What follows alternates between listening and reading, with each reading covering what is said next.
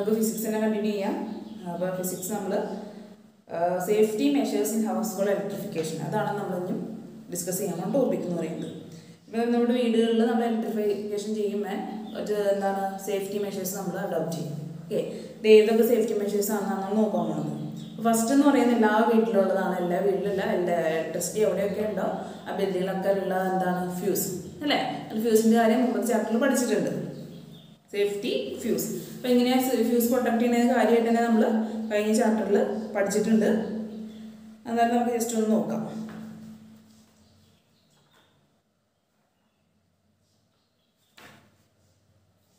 In the previous chapter, you have studied how a safety fuse protects a circuit. Okay, which are the circumstances that lead to the flow of excess current in a household circuit? അപ്പോൾ എങ്ങനെയാണ് safety fuse work ചെയ്യണേ ഓർക്കുന്നുണ്ടോ? നമ്മുടെ വീട്ടിലേക്ക് അല്ലെങ്കിൽ ഡിവൈസിലേക്ക് excess ആയിട്ട് current അധികം വരുമ്പോൾ എന്ത് സംഭവിക്കുന്നു?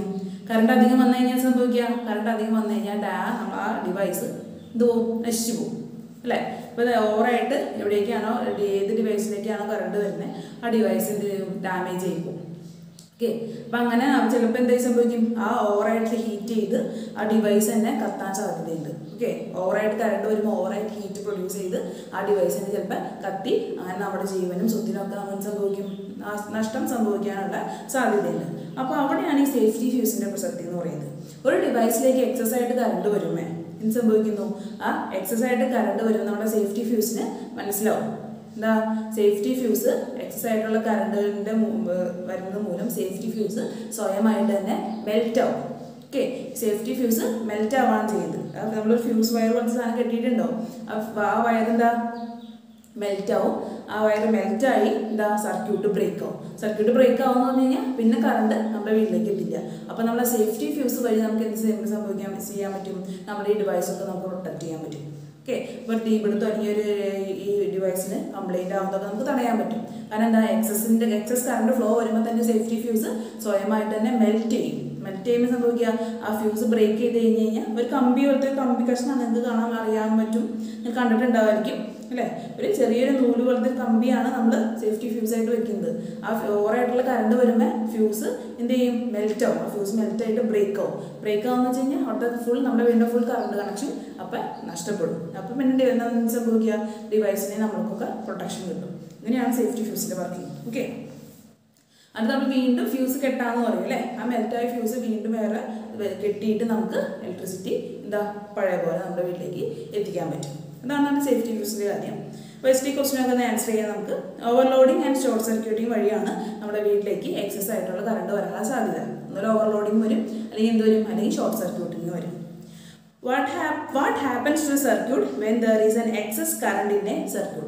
എക്സസ് ആയിട്ട് ഒരു കറണ്ട് ഒരു സർക്യൂട്ടിലേക്ക് വന്നു കഴിഞ്ഞാൽ എന്താ സംഭവിക്കുക, the device get damaged അല്ലേ.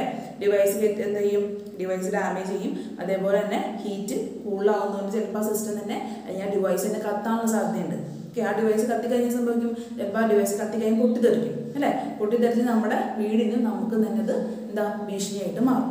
ഓക്കെ, വലിയ ഡാമേജ് തന്നെ അത് സൃഷ്ടിക്കും. അപ്പോൾ how does A safety fuse protect the circuit?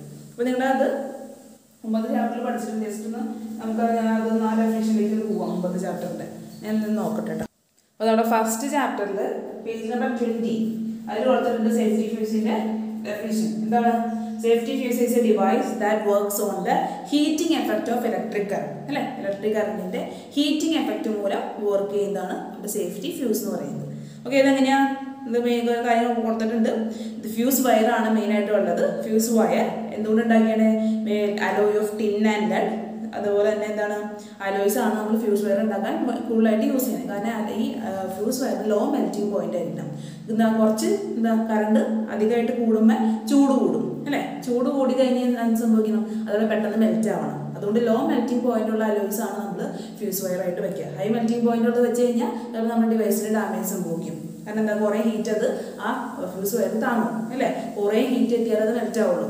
നമ്മൾ ലോ മെൽറ്റിംഗ് പോയിന്റുള്ള ഫ്യൂസ് വയ്ക്കുക. അപ്പോൾ ചെറുതായിട്ട് പെട്ടെന്ന് ഒരു ഹീറ്റിൻ്റെ വേരിയേഷൻ വരുമ്പോൾ തന്നെ ഈ ഫ്യൂസ് വയർ മെൽറ്റ് ആവും. Okay, neat circuit fuse wire must be should be according with the current flowing through it. Okay, ഇപ്പോൾ എല്ലാ സർക്യൂട്ടിലും ഫ്യൂസ് ഉണ്ട്. അതെന്താ ആ ഡിവൈസ് എന്തോരം കറണ്ട് എടുക്കുന്നോ അതിനനുസരിച്ചുള്ള ഫ്യൂസാണ് നമ്മൾ ആ ഡിവൈസസിൽ സെറ്റ് ചെയ്യുന്നത്. ഓക്കെ, അപ്പോൾ നമ്മൾ അതിൻ്റെ കുറച്ച് കൂടുതൽ കാര്യങ്ങൾ നമ്മൾ എന്ത് ചെയ്തു ഇവിടെ ഫസ്റ്റ് ചാപ്റ്ററിൽ പറഞ്ഞിട്ടുണ്ട്. അപ്പോൾ ജസ്റ്റ് നിങ്ങൾ ആ പേജ് നമ്പർ 20 അതൊന്ന് വായിച്ചു നോക്കുക. ഓക്കെ, അപ്പോൾ സേഫ്റ്റി ഫ്യൂസ് എങ്ങനെയാണ് വർക്ക് ചെയ്യണമെന്ന് മനസ്സിലായല്ലോ. ഒരു ഷോർട്ട് സർക്യൂട്ട് അല്ലെങ്കിൽ ഓവർലോഡിംഗ് ഒക്കെ വരുമേ സംഭവിക്കുക, എക്സസ് ആയിട്ട് കറണ്ട് ആ ഡിവൈസിലേക്ക് വരും, കറണ്ട് കൂടുതൽ നമ്മുടെ ഡിവൈസിലേക്ക് വരും. ഓക്കെ, ആ കറണ്ട് കൂടുതൽ വരുമ്പോൾ സംഭവിക്കുക, കറണ്ട് കൂടുതൽ വരുന്നതോറും അവിടെ വന്ന ഹീറ്റും കൂടുതലായിരിക്കും. ഓക്കെ, കറണ്ട് കൂടുതൽ വരും, ഹീറ്റ് കൂടും. അപ്പോൾ എന്ത് സംഭവിക്കും, അത് ആ ഡിവൈസിനെ ഡാമേജ് സംഭവിക്കാനുള്ള സാധ്യത കൂടുതലാണ്. Okay, device will get damage.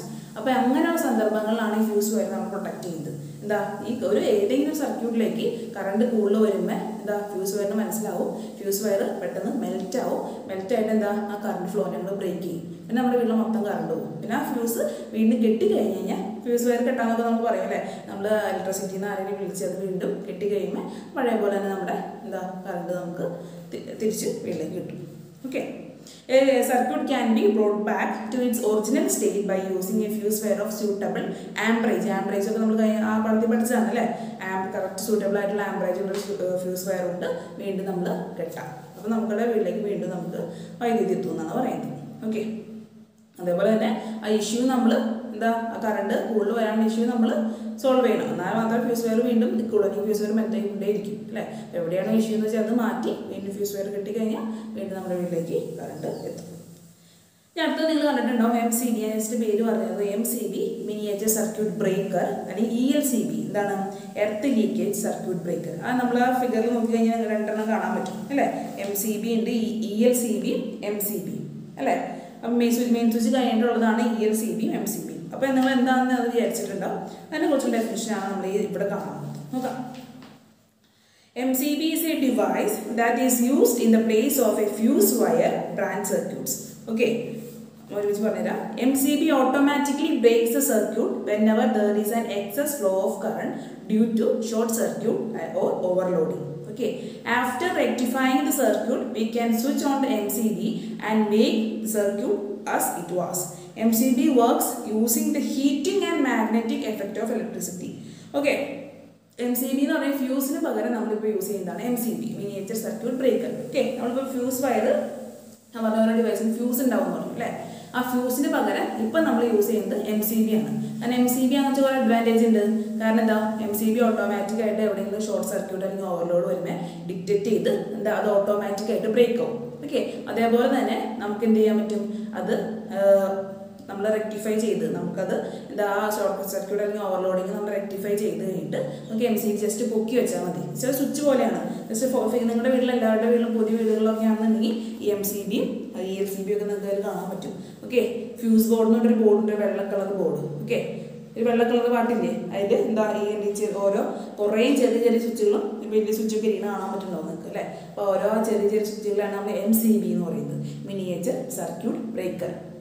എവിടെയെങ്കിലും നമ്മുടെ വീട്ടിലിപ്പോൾ എന്തെങ്കിലും ഏതെങ്കിലും ഡിവൈസിലേക്ക് ഷോർട്ട് സർക്യൂട്ട് അല്ലെങ്കിൽ ഓവർലോഡിങ് വരുമ്പോൾ സംഭവിക്കുക, MCB തന്നെ ട്രിപ്പ് ആവും. ഓക്കെ, തന്നെ അത് ആ സെക്ഷൻ തന്നെ താഴും. ഓക്കെ, നമ്മൾ ഫ്യൂസ് വയർ മെൽറ്റ് ചെയ്യുന്ന പോലെ തന്നെ താഴും. ഓക്കെ, എന്താ അപ്പോൾ ആ സെക്ഷനിലേക്കുള്ള കറണ്ട് ഫുൾ കട്ടാവും. ഓക്കെ, അത് നമ്മൾ വീണ്ടും നമ്മൾ അത് ശരിയാക്കാണ്ട് ചെയ്ത് കഴിഞ്ഞാൽ വീണ്ടും നമ്മൾ പൊക്കി വയ്ക്കും, തന്നെ ഓട്ടോമാറ്റിക്കായിട്ട് MCB പൊങ്ങൂലേ, തന്നെ താഴത്തേക്ക് വീണുകൊണ്ടേയിരിക്കും. അപ്പോൾ നമ്മൾ റെക്ടിഫൈ ചെയ്ത് പൊക്കി വെച്ച് കഴിഞ്ഞാൽ വീണ്ടും ശരിയാവും. അപ്പോൾ എന്താ അഡ്വാൻറ്റേജ്, നമ്മൾ ഫ്യൂസ് വയർ ആണെന്നുണ്ടെങ്കിൽ വീണ്ടും നമ്മൾ ഫ്യൂസ് വയർ കെട്ടാൻ നിൽക്കണം അല്ലേ. അതിന് ആളെ വിളിച്ച് വീണ്ടും നമ്മൾ ഫ്യൂസ് വയർ കെട്ടിക്കണം അല്ലേ. ഇവിടെ MCBക്ക് അങ്ങനെ പ്രശ്നമൊന്നുമില്ല, ജസ്റ്റ് ആ സ്വിച്ച് ഒന്ന് മുകളിലേക്ക് പൊക്കി വയ്ക്കുന്ന കാര്യം മാത്രമേ ഉള്ളൂ. ഓക്കെ, അതുകൊണ്ടാണ് നമ്മളിപ്പോൾ ഫ്യൂസ് വയറിന് പകരം നമ്മൾ MCB ചൂസ് ചെയ്യുന്നത്. ഓക്കെ, ഫ്യൂസ് വയറിൻ്റെ കരുത് തന്നെയാണ് ഒരു ഡിവൈസിലേക്ക് ഫംഗ്ഷൻ രണ്ടും സെയിം തന്നെയാണ്. ഫ്യൂസിൻ്റെ MCB ഫംഗ്ഷൻ സെയിം ആണ്. എന്താ, ഒരു ഡിവൈസിലേക്ക് എക്സസ് ആയിട്ട് കറണ്ട് വരുമ്പോൾ എന്ത് സംഭവിക്കുക, അവിടെ എന്തുകൊണ്ടാണ് കറണ്ട് വരാം, ഒന്നുപോലെ ഷോർട്ട് സർക്യൂട്ട് അല്ലെങ്കിൽ ഓവർലോഡിങ് മൂലമാണ് എക്സസ് ആയിട്ട് കറണ്ട് വരുന്നത്. അപ്പോൾ അത് സെൻസ് ചെയ്ത് MCB ബ്രേക്ക് ആവും. MCB ബ്രേക്ക് ആവുമെന്ന് വെച്ച് കഴിഞ്ഞാൽ ആ സെക്ഷനിലേക്കുള്ള കറണ്ട് ഫ്ലോ സ്റ്റോപ്പ് ആവും. ഓക്കെ, എന്ത് ചെയ്യും, ഡ്രിപ്പ് ആവും, ആ സ്വിച്ച് തന്നെ താഴത്തേക്ക് വീഴും. ഓക്കെ, നമ്മൾ റെക്ടിഫൈ ചെയ്തിട്ട് ജസ്റ്റ് ആ സ്വിച്ച് പൊക്കി വെച്ച് കഴിഞ്ഞാൽ വീണ്ടും നമുക്ക് കറണ്ട് പഴയ പോലെ തന്നെ കിട്ടുകയും ചെയ്യും. ഓക്കെ, അപ്പോൾ അതിൻ്റെ കാര്യമാണ് പറയുന്നത്. ഓക്കെ, അതേപോലെ തന്നെ ഫ്യൂസ് വയർ എന്ന് പറയുന്നത്, ഫ്യൂസ് വയർ വർക്ക് ചെയ്യുന്നത് ഹീറ്റിംഗ് എഫക്റ്റ് വെച്ച് മാത്രമാണ് അല്ലേ. നമ്മൾ പറഞ്ഞു ഫ്യൂസ് എന്ന് പറയുന്നത്, fuse is A safety device which works on the basis of heating effect of electricity എന്ന് നമ്മൾ ഇപ്പോൾ കണ്ടു അല്ലേ. ഫ്യൂസ് വയർ ഹീറ്റിംഗ് എഫക്റ്റിനെ മാത്രമേ ഡിപ്പെൻഡ് ചെയ്യുന്നുള്ളൂ. പക്ഷേ MCB എന്തിനൊക്കെ ഡിപ്പെൻഡ് ചെയ്യുന്നുണ്ട്, ഹീറ്റിംഗ് എഫക്റ്റിനെ ഡിപ്പെൻഡ് ചെയ്യുന്നുണ്ട്, അതുപോലെ തന്നെ മാഗ്നറ്റിക് എഫക്റ്റിനെ ഡിപ്പെൻഡ് ചെയ്യുന്നുണ്ട്. Okay, MCB works making use of heating and magnetic effect of electricity. Fuse ആണെന്നുണ്ടെങ്കിൽ only heating effect മാത്രം ഡിപ്പെൻഡ് ചെയ്ത് വർക്ക് ചെയ്യുന്നതാണ് ഫ്യൂസ്. MCB ആണെന്നുണ്ടെങ്കിൽ ഹീറ്റിംഗ് എഫക്റ്റിനെ ഡിപ്പെൻഡ് ചെയ്യുന്നുണ്ട്, അതേപോലെ തന്നെ മാഗ്നറ്റിക് എഫക്റ്റിനെ ഡിപ്പെൻഡ് ചെയ്യുന്നുണ്ട്. ഓക്കെ, മനസ്സിലാക്കാണല്ലോ മിനിയേച്ചർ സർക്യൂട്ട് ബ്രേക്കർ എന്താണ്. ഓക്കെ, അതിൻ്റെ വീട്ടിലുള്ള സാധനമായിരിക്കും. ആ ഫ്യൂസ് ബോർഡ് തുറന്നു നോക്കി കഴിഞ്ഞാൽ നിങ്ങൾക്ക് ഈ സാധനങ്ങളൊക്കെ കാണാൻ പറ്റും. ഓക്കെ, അല്ല ഫിഗർ തന്നെ കൊടുത്തിട്ടുണ്ട് കേട്ടോ. MCBയുടെ ഫിഗർ എന്താ, സർക്യൂട്ട് ബ്രേക്കർ എന്ന് പറഞ്ഞ് കൊടുത്തിട്ട് എന്താ ഇവിടെ കൊടുത്തിട്ടുണ്ട്. സർക്യൂട്ട് ബ്രേക്കർ എന്ന് വെച്ചാൽ എന്താണ്, എവിടെ ഏതെങ്കിലും സർക്യൂട്ടിലേക്ക് എക്സസ് ആയിട്ട് കറണ്ട് വരുമ്പോൾ ആ സർക്യൂട്ട് ബ്രേക്ക് ആവും. ഓക്കെ, ആ സർക്യൂട്ടിൽ നിന്ന് കറണ്ട് ഫ്ലോ ചെയ്യില്ല, അതാണ് സർക്യൂട്ട് ബ്രേക്കർ എന്ന് പറയുന്നത്. MCB, ELCB, RCCB ഒക്കെ സർക്യൂട്ട് ബ്രേക്കേഴ്സ് ആണ്. ഓക്കെ, അത് ഞാൻ അടുത്ത് നമ്മൾ നോക്കാൻ പോകുന്നത് ELCB ആണ്. Okay, ELCB.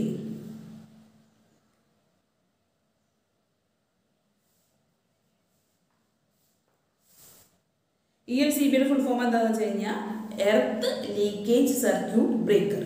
Earth leakage circuit breaker. അപ്പോൾ നമുക്ക് നോക്കാം എന്താണ്.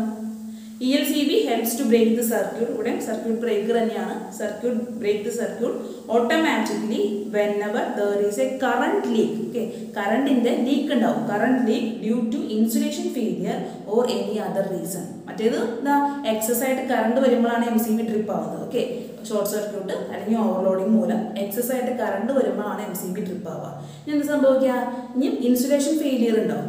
ഇൻസുലേഷൻ ഫെയിലിയർ മൂലം എന്ത് സംഭവിക്കുന്നു, കറണ്ടിന് ലീക്ക് സംഭവിക്കുകയാണ്. അപ്പോഴാണ് നമുക്ക് ഷോക്ക് അടിക്കാനുള്ള സാധ്യത കൂടുതൽ.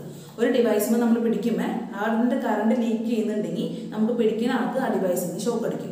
ഓക്കെ, ഈ ഷോർട്ട് സർക്യൂട്ട് അല്ലെങ്കിൽ ഓവർലോഡിങ് ആണെന്നാണെങ്കിൽ ആ ഡിവൈസിന് ഡാമേജ് പറ്റുള്ളൂ. ആ ഡിവൈസ് എന്താ ഡാമേജ് പറ്റുള്ളൂ, പക്ഷെ നമുക്ക് എന്താ അതിൻ്റെ മൂലമാണ് നമുക്ക് ഡാമേജ് പറ്റുള്ളൂ. ഓക്കെ, പിന്നെ ഈ ELCB ഈ കറണ്ട് ലീക്ക് ചെയ്യണമെങ്കിൽ അങ്ങനെ നമുക്ക് അറിയാൻ പറ്റില്ല. ഒരു ഡിവൈസ് അവിടെ ഇരിക്കുന്നുണ്ടാവും. ഒരു എക്സാമ്പിൾ ഇപ്പോൾ നിങ്ങൾക്ക് പേപ്പറിലൊക്കെ കണ്ടിട്ടുണ്ടാവും, ഇസ്തിരിപ്പെട്ടിയിൽ നിന്ന് ഷോക്ക് അടിച്ച് മരിച്ചു, വാഷിംഗ് മെഷീനിൽ നിന്ന് ഷോക്ക് അടിച്ച് മരിച്ചു ഒക്കെ കണ്ടിട്ടുണ്ടാവും. അതൊക്കെ എങ്ങനെ ഷോക്ക് അടിക്കുന്നത്, കറണ്ട് ലീക്ക് ചെയ്യുന്നുണ്ട്. കറണ്ട് എന്താ, ഇൻസുലേഷൻ നമ്മൾ പറഞ്ഞു ഫേസ് വയറും വേണം ന്യൂട്രൽ വയറും വേണം നമ്മുടെ ഡിവൈസിലേക്ക് കറണ്ട് കിട്ടാനെന്ന് പറഞ്ഞു അല്ലേ.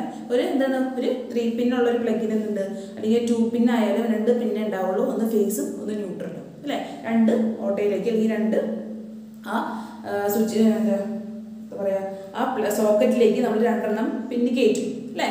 2 പിന്ന് കയറ്റി വർക്ക് ചെയ്യും. അത് ഒരെണ്ണം എന്താ, ഒരെണ്ണം ഫേസും ഒരെണ്ണം ന്യൂട്രലുമാണ്. ഓക്കെ, ഈ ഫേസ് വയറും ന്യൂട്രൽ വയറും തമ്മിൽ കോൺടാക്ട് വരാൻ പാടില്ല. ഓക്കെ, ഈ ഫേസ് വയറും ന്യൂട്രൽ വയറും തമ്മിൽ കോൺടാക്ട് വന്നു കഴിഞ്ഞാൽ ഡിവൈസ് ഡാമേജ്. അതുകൊണ്ടാണ് 2 പിന്നും സെപ്പറേറ്റ് ആയിട്ട് 2 സ്ഥലത്തിരിക്കുന്നത്. നീക്കി വെച്ചാൽ കാണാൻ ഒരു ഗ്യാപ്പ് ഉണ്ട് 2 പിന്നും അല്ലേ.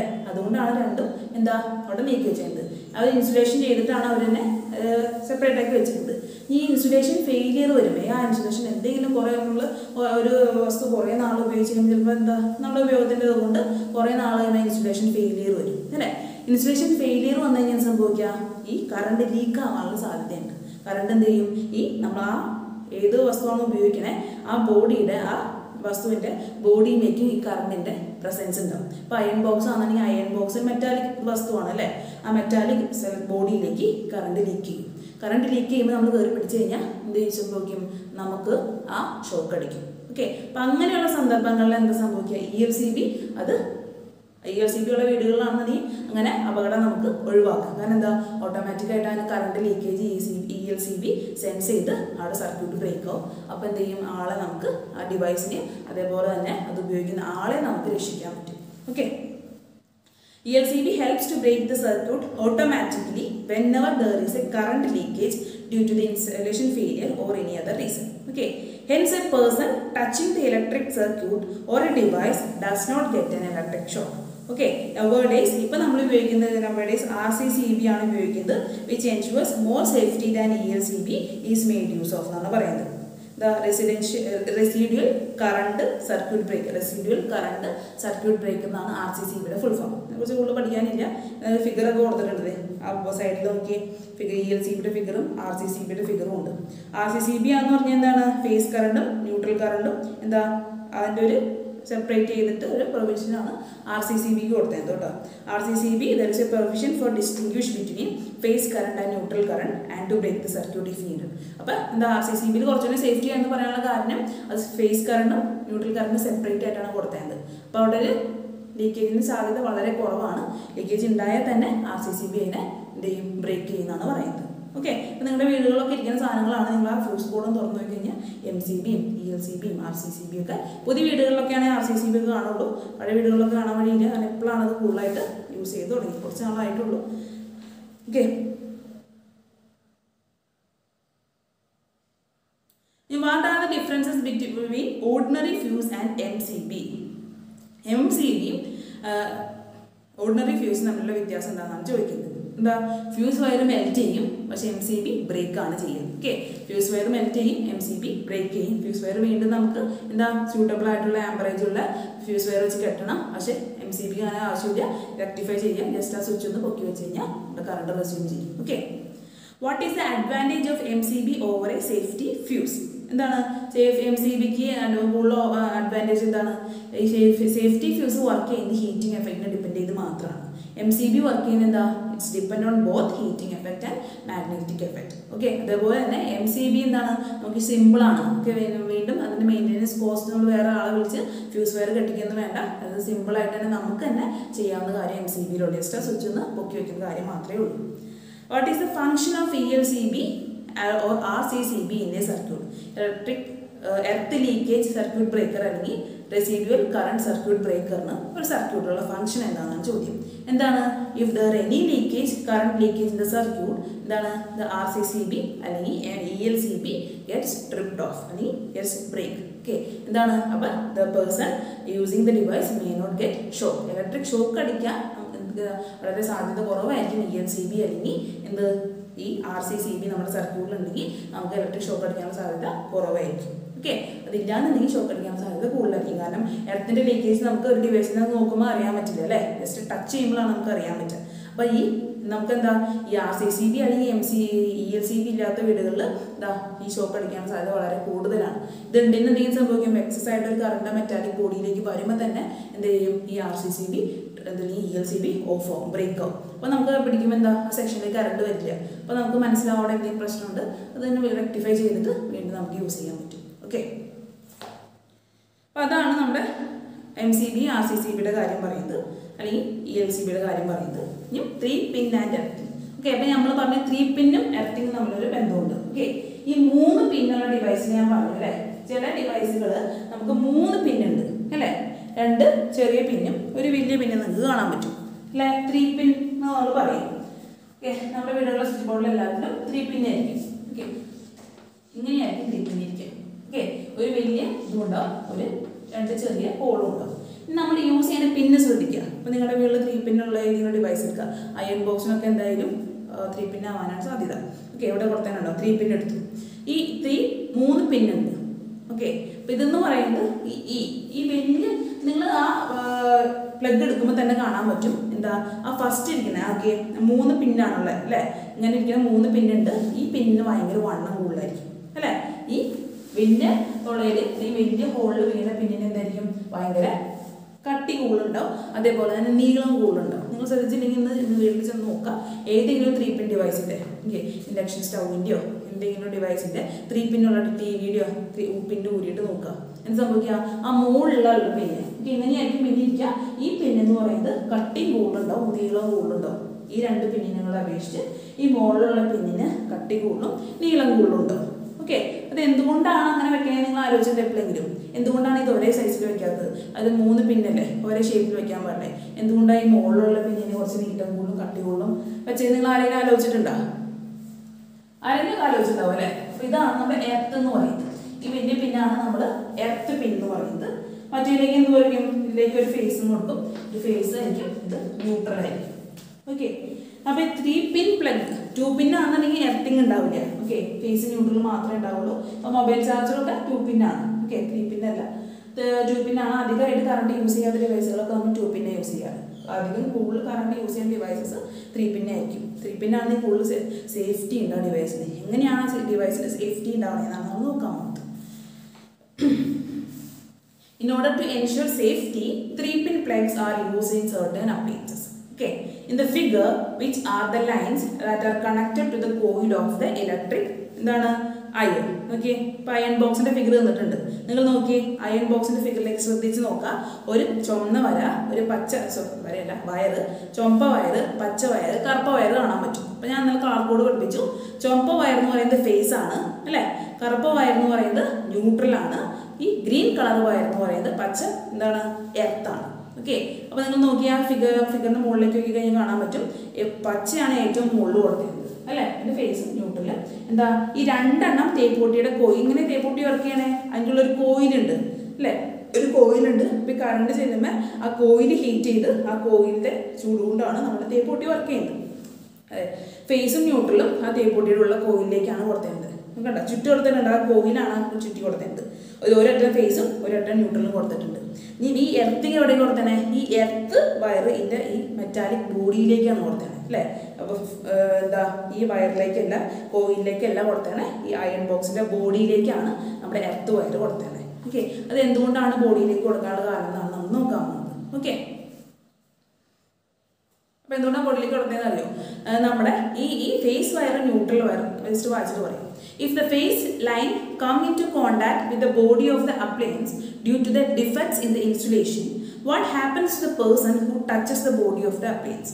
സംഭവിക്കുക ഈ ഫേസ് വയർ ഇപ്പം നമ്മൾ ആ കറക്റ്റ് കോയിലേക്കാണ് കൊടുക്കുക. ഓക്കെ, അത് നമ്മൾ ഇൻസുലേറ്റ് ചെയ്ത് കറക്റ്റ് എന്താ പുറത്തേക്കൊന്നും ചാടാത്ത രീതിയിൽ കറക്റ്റ് ഇൻസുലേറ്റ് ചെയ്തിട്ടാണ് ഫേസ്. ന്യൂട്രൽ വയർ നമുക്കറിയാം അത് സീറോ പൊട്ടൻഷ്യൽ ഡിഫറൻസ് ആണ്. ന്യൂട്രൽ വയർ പുറത്തേക്ക് ചാടിയാലും കുഴപ്പമില്ല എന്താ, പക്ഷേ ഫേസും ന്യൂട്രലും കറക്റ്റായിട്ട് വന്നാലേ ഡിവൈസ് വർക്ക് ചെയ്യുള്ളൂ. പക്ഷേ ഫേസ് വയറിന് എന്തെങ്കിലും ഇൻസുലേഷൻ ലീക്കേജ് സംഭവിച്ചു കഴിഞ്ഞാൽ എന്ത് സംഭവിക്കുക, കറണ്ട് പുറത്തേക്ക് വരും. കറണ്ട് എവിടേക്ക് വരും, ഈ അയൺ ബോക്സിന്റെ ബോഡിയിലേക്ക് കറണ്ട് ലീക്കാവും അല്ലേ. ആ ഫേസ് വയറിന് എന്തെങ്കിലും ഇൻസുലേഷൻ്റെ അപ്പോൾ കുറേ ഒരു വസ്തുവിന് നമ്മൾ കുറേ നാൾ ഉപയോഗിച്ചിട്ട് 10 കൊല്ലമൊക്കെ ഉപയോഗിച്ച് കഴിഞ്ഞാൽ സംഭവിക്കുക ഓട്ടോമാറ്റിക്കലായിട്ട് ഇൻസുലേഷന് ഡാമേജ് പറ്റും. ഓക്കെ, ഈ ഇൻസുലേഷന് ഡാമേജ് പറ്റി കഴിയുമ്പോൾ സംഭവിക്കുക, ഇൻസുലേഷൻ ഡാമേജ് പറ്റുമ്പോൾ ഈ കറണ്ട് ഈ ഫേസ് വയറിൽ നിന്ന് തന്നെ കറണ്ട് എന്ത് സംഭവിക്കും, ഈ അയൺ ബോക്സ് ഏത് ഡിവൈസാണോ യൂസ് ചെയ്യുന്നത്, അയൺ ബോക്സ് അല്ല എൻ്റെ കാര്യം പറയാം, ഏത് ഡിവൈസാണോ യൂസ് ചെയ്യുന്നത് അതിൻ്റെ ബോഡിയിലേക്കും ആ കറണ്ടിൻ്റെ എഫക്റ്റ് ഉണ്ടാവും. ഓക്കെ, ഫേസ് വയർ ഇപ്പോൾ ആ കോയിലേക്ക് മാത്രമാണ് നമ്മൾ കൊടുക്കുന്നത്. അപ്പോൾ നമുക്ക് ഷോക്കൊന്നും അടിക്കില്ല, ആ കോയിലേക്ക് കറക്റ്റായിട്ട് ഹീറ്റ് ചെയ്ത് പോകും. ഞാൻ ഫേസ് വയറിന് എന്തെങ്കിലും ഒരു ഇൻസുലേഷൻ മിസ്റ്റേക്ക് സംഭവിച്ചു കഴിഞ്ഞാൽ എന്ത് സംഭവിക്കും, ഈ ഫേസ് വയറിൽ നിന്ന് ഈ കറണ്ട് ലീക്കായിട്ട് ബോഡിയിലെത്തും, മെറ്റാലിക് ബോഡിയിലെത്തും, നമ്മുടെ അയൺ ബോക്സിൻ്റെ ബോഡിയിലെത്തും. അപ്പോൾ നമ്മൾ പിടിക്കുമ്പോൾ നമുക്ക് കറണ്ടിൻ്റെ ദൂരം ഷോക്ക് അടിക്കും. അപ്പോൾ എന്താണെന്നാണ് ചോദ്യം. Okay, what happens to the person who touches the body of the appliance എന്നാണ് ചോദ്യം. എന്താ, the person will get shock അല്ലേ.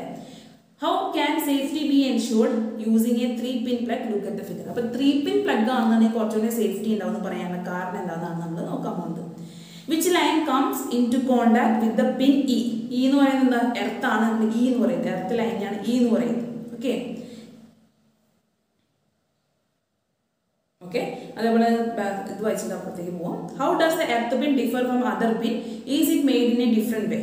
ഈ ഡിഫറെൻറ്റ് വേയിലാണോ രണ്ട് പിന്നെ അപേക്ഷിച്ച് എന്തെങ്കിലും വ്യത്യാസം ഉണ്ടെന്നാണ് ചോദ്യം. എസ് എന്താണ്, ഇറ്റ്സ് ലോങ്ങർ ആണ്, അതേപോലെ തന്നെ എന്തുവാണ് അതിൻ്റെ തിക്കറാണ്, അതേപോലെ ലോങ്ങറും ആണ് അതിൻ്റെ പിൻ അല്ലേ. കട്ടിങ് കൂടുതലുണ്ടാവും, നീളം കൂടുതലുണ്ടാവും. Which part of the instrument is connected to the earth line? Earth line ഇപ്പോൾ ഡിവൈസിലേക്ക് നോക്കുക, എർത്ത് ലൈൻ എവിടേക്ക് കണക്ട് ചെയ്തേനെ, അതിൻ്റെ മെറ്റാലിക് ബോഡിയിലേക്കാണ് നമ്മൾ എർത്ത് ലൈൻ കണക്ട് ചെയ്തത്. It is connected to the metallic body. Okay, അപ്പോൾ നമുക്ക് ഇവിടെ നോക്കാം, സൈഡിലെ ബോക്സ് നോക്കുക. Earthing for better safety. The pin E of a 3-pin plug come into contact with the earth line. E എന്ന് പറയുന്നത് earth ലൈനെയാണ്, അതിൻ്റെ സിമ്പിളാണ് കൊടുത്തത്. എർത്തിൻ്റെ സിമ്പിൾ എന്ന് പറഞ്ഞാൽ ഇങ്ങനെയാണ് എർത്തിൻ്റെ സിമ്പിൾ കേട്ടോ. എർത്തിൻ്റെ സിമ്പിൾ ഇതാണ്, എർത്ത് ലൈൻ എന്നാണ് നമ്മൾ യൂസ് ചെയ്യുന്നത്. The pin is now connected to the body of the appliance. ഇത് എന്താ, ഈ എർത്ത് പിന്നെ നമ്മൾ എപ്പോഴും വെക്കുന്നത് ഒരു ആ ഏത് ഡിവൈസിലാണോ യൂസ് ചെയ്യുന്നത് ആ ഡിവൈസിൻ്റെ ബോഡിയിലേക്കായിരിക്കും എർത്ത് പിന്നെ എപ്പോഴും നമ്മൾ വയ്ക്കാം. Okay, if at all the body comes into contact with an electric connection, the electricity flows to the earth through the earth wire. Okay, അപ്പോൾ എന്തിനാണ് നമ്മൾ അതിനെ ബോഡിയിലേക്ക് വെക്കുന്നത്, ഇപ്പോൾ ഫേസ് വയറിൽ നിന്ന് കറണ്ട് ലീക്കായി മെറ്റാലിക് ബോഡിയിലെത്തിയെന്ന് വെക്കുക. എന്താ, ഈ മെറ്റാലിക് ബോഡിയിലെത്തി കറണ്ട് നമ്മുടെ എർത്ത് വലിച്ചെടുക്കും. ഓക്കെ, എർത്ത് വയർ വഴി ആ എക്സസ് ആയിട്ടുള്ള കറണ്ട് ഭൂമിയിലേക്ക് പോകും. ഭൂമിയിലേക്ക് താഴത്തേക്ക് നമ്മുടെ വീട്ടിലെല്ലാത്തൊരു എർത്ത് കണക്ഷൻ ഉണ്ട്. അപ്പോൾ ആ എർത്ത് പിന്നിലേക്ക് നിന്ന് തന്നെ എന്താ കറണ്ടൊക്കെ താഴത്തേക്ക് ഭൂമിയിലേക്കായിരിക്കും പോവുക. നമ്മുടെ എല്ലാവരുടെയും വീട്ടിൽ നമ്മളൊരു കമ്പി ഒരു വയർ താഴത്തേക്ക് കണക്ട് ചെയ്തിട്ടുണ്ടാവും, എർത്തിലേക്ക് കണക്ട് ചെയ്തിട്ടുണ്ടാവും. അത് ഈ എർത്തിങ്ങിൻ്റെ പർപ്പസിനാണ്. ഓക്കെ, എല്ലാ ഡിവൈസിനും ഒരു എർത്ത് പിൻ അല്ല നമ്മൾ എല്ലാ ഡിവൈസിനും ഉണ്ടാവില്ല. കറണ്ട് കൂടുതൽ യൂസ് ചെയ്യുന്ന ഡിവൈസുകൾക്കൊക്കെ 3 പിൻ ആയിരിക്കും. എന്താ ആ എർത്ത് പിൻ കണക്ട് ചെയ്തത് എപ്പോഴും ആ ഡിവൈസിൻ്റെ ബോഡി ആയിട്ടായിരിക്കും. കാരണം എവിടെയെങ്കിലും ഒരു ഫേസിൻ്റെ കറണ്ട് ലീക്കേജ് വന്നു കഴിഞ്ഞാൽ, ഫേസ് കറണ്ട് ലീക്കായി ബോഡിയിൽ എത്തിക്കഴിഞ്ഞ് കഴിഞ്ഞാൽ സംഭവിക്കും, ആ ബോഡിയിലെ കറണ്ട് എല്ലാവരും ഈ എർത്ത് വഴി ഭൂമിയിലേക്ക് പോകും. അപ്പം നമുക്ക് പിടിക്കുന്ന ആൾക്ക് ഷോക്ക് അടിക്കില്ല. ഓക്കെ, അതാണ് അതിൻ്റെ കാരണം. The flow of current to the earth through a circuit of low resistance increases the current. അപ്പോൾ എന്തുകൊണ്ടാണ് ഞാൻ പറഞ്ഞു, എന്തുകൊണ്ടാണ് ഇതിന് വണ്ണം കൂടുതൽ വയ്ക്കാനുള്ള കാരണം എന്ന് പറഞ്ഞു. എർത്ത് പിന്നിന് വണ്ണം കൂടുതൽ വയ്ക്കാനുള്ള കാരണം എന്താണ്? ഇപ്പം വണ്ണം കൂടുമ്പോൾ റെസിസ്റ്റൻസ് കുറയും അല്ലേ? റെസിസ്റ്റൻസ് കുറയുമ്പോൾ കറണ്ട് ഫ്ലോ കൂടും അല്ലേ? വണ്ണം കൂടുമ്പോൾ സംഭവിക്കുക, റെസിസ്റ്റൻസ് കുറയും, കറണ്ട് ഫ്ലോ കൂടും. റെസിസ്റ്റൻസ് പറഞ്ഞാൽ കറണ്ടിന്റെ ഫ്ലോ തടുക്കുന്നതിനാണ് റെസിസ്റ്റൻസ് എന്ന് പറയുന്നത് അല്ലേ?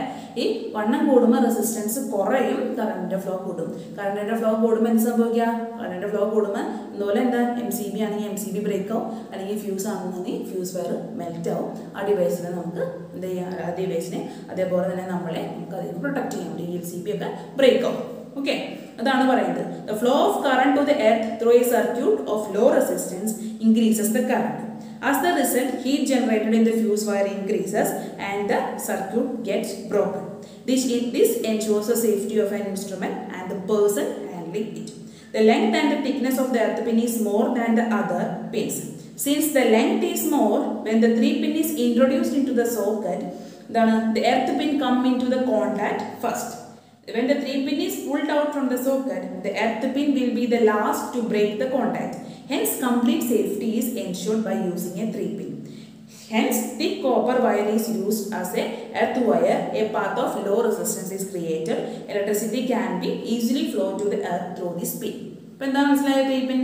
3 പിന്നിന് അതുപോലെ തന്നെ 3 പിൻ എന്തുകൊണ്ടാണ് നീളം കൂടുതലെന്ന് നമ്മൾ നോക്കാൻ പോകുന്നത്. ഞാൻ പറഞ്ഞു 2 പിന്നുകൾ അപേക്ഷിച്ച് ഈ പിന്നിന് നീളം കൂടുതലായിരിക്കും. കട്ടി കൂടുതലാണ് കാരണം മനസ്സിലായല്ലോ. കട്ടി കൂടി കഴിഞ്ഞാൽ റെസിസ്റ്റൻസ് കുറയും. റെസിസ്റ്റൻസ് കുറഞ്ഞു കഴിഞ്ഞാൽ കറണ്ട് കൂടുതൽ ഫ്ലോ വരും. കറണ്ട് കൂടുതൽ ഫ്ലോ വരുമ്പോൾ നമ്മുടെ ഫ്യൂസ് വയർ മെൽറ്റ് ആവും, സർക്യൂട്ട് ബ്രേക്ക് ആവും. ഓക്കെ, അല്ലെങ്കിൽ RLCB ബ്രേക്ക് ആവും. ഓക്കെ, അപ്പം സംഭവിക്കുക, ഇനി എന്തുകൊണ്ടാണ് ഈ നീട്ടം കൂടുതലെന്നാണ് നമ്മൾ നോക്കാൻ പോകുന്നത്. ഇനി നീട്ടം കൂടുതൽ എന്തുകൊണ്ടാണ്? നമ്മൾ കുത്തിക്കഴിയുമ്പോൾ ആദ്യം കോണ്ടാക്ട് വന്നത് ഈ എർത്ത് വയറായിട്ടായിരിക്കണം. ഓക്കെ, എന്നാലാണ് സേഫ്റ്റി നമുക്ക് എൻഷുർ ചെയ്യാൻ പറ്റുള്ളൂ അല്ലേ? അതിന് നമ്മൾ ഇത് രണ്ട് കുത്തിയിട്ട് എർത്ത് വയർ പിന്നെ കുത്തണമെങ്കിൽ എന്താ, നമുക്ക് ഷോക്ക് അടിക്കാനുള്ള സാധ്യതയുണ്ട് അല്ലേ? അപ്പോൾ എർത്ത് വയർ കോണ്ടാക്ട് വരാൻ പാടുള്ളൂ. അപ്പോൾ എന്തെങ്കിലും ഒരു ലീക്ക് നമ്മൾ കുത്തുമ്പോൾ തന്നെ ഉണ്ടെങ്കിൽ അപ്പോൾ നമുക്ക് ഷോക്ക് അടിക്കില്ല. ഓക്കെ, അത് പെട്ടെന്ന് തന്നെ ട്രിപ്പായി പൊക്കോളും. ഓക്കെ, അതുകൊണ്ടാണ് നമ്മൾ ഈ എർത്ത് പിന്നിന് നീട്ടം കൂടുതൽ വയ്ക്കുന്നത്. എർത്ത് പിന്ന് വേണം ആദ്യം കോൺടാക്റ്റിൽ വരാനായിട്ട്. ഒരു പിന്ന് കുത്തുമ്പോൾ ആദ്യം കോൺടാക്റ്റിൽ വന്നത് എർത്ത് പിന്നായിരിക്കണം. അതേപോലെ തന്നെ നമ്മൾ പുൾ ഔട്ട് ചെയ്യുമ്പോൾ ആ സോക്കറ്റിൽ നമ്മൾ ഊരിയെടുക്കുമ്പോൾ അവസാനം വിട്ടുപോകുന്നതും ഈ എർത്ത് പിന്നായിരിക്കണം. അപ്പോൾ നീളം കൂടുതലുള്ളതിൻ്റെ കാര്യം അതാണ്. അത് കുറച്ചുകൂടി സേഫ്റ്റി എൻഷുർ ചെയ്യാനാണ്. ഓക്കെ, ആദ്യം കോൺടാക്റ്റ് വന്നത് എർത്ത് പിന്നായിരിക്കണം, അവസാനം ഊരിയെടുക്കുമ്പോൾ കോൺടാക്റ്റ് നഷ്ടപ്പെടുന്നതും എർത്ത് പിന്നായിരിക്കണം. അപ്പോഴാണ് ഒരു കംപ്ലീറ്റ് സേഫ്റ്റി നമുക്ക് എൻഷുർ ചെയ്യാൻ പറ്റുള്ളൂ. അതുകൊണ്ടാണ് അതിൻ്റെ നീട്ടം കൂടുതലിൻ്റെ കാര്യം. മനസ്സിലായല്ലോ? അപ്പോൾ അത്രയൊക്കെയുള്ളൂ earth pin. 3 pin for better safety. നിങ്ങൾക്ക് മനസ്സിലായതാണെന്ന് വിചാരിക്കും. ഓക്കെ, ഇനി എന്താ പറയാണെന്ന് വെച്ച് കഴിഞ്ഞാൽ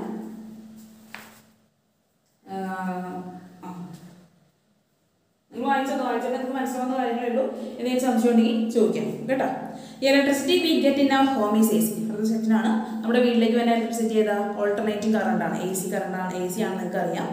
but many devices are working on DC. അതുപോലെ കുറേ ഡിവൈസ് DC ഉപയോഗിച്ച് വർക്ക് ചെയ്യുന്നുണ്ട്. ഈ TV working on AC or DC? TV work ചെയ്യുന്നത് AC-യിലാണ്. Okay, we get DC from a mobile phone battery but we use AC for charging. Mobile phone battery DC ആണ്, direct കറണ്ടാണ്.